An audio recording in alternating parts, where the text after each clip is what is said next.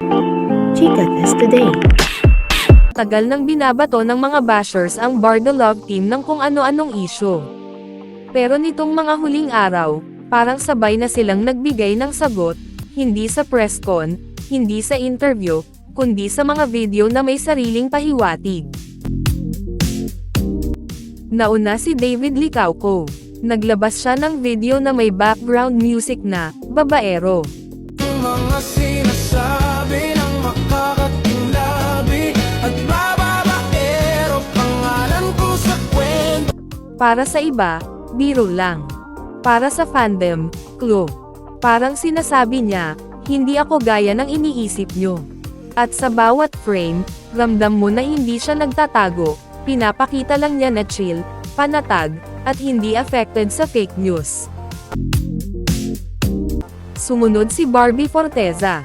Sa kanyang video, malinaw ang linya, "I'm not looking for a man." I'm not looking for a man. Let's start there.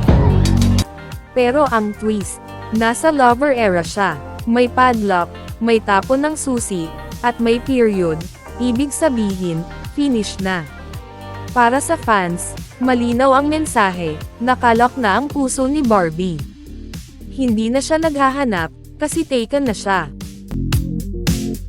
Agad nag-react ang mga fans, yan na, tinuldukan na ni Barbie, hindi naghahanap, kasi si David na ang sagot.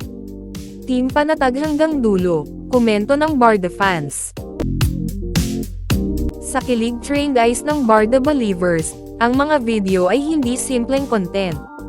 Ito'y mga pahiwatig na nagsasabing nasa tamang tao, at tamang panahon na si Barbie, at si David ang clue. Ang padlock at susi imagery ay naging fandom symbol. Lockhart, finished searching, taken.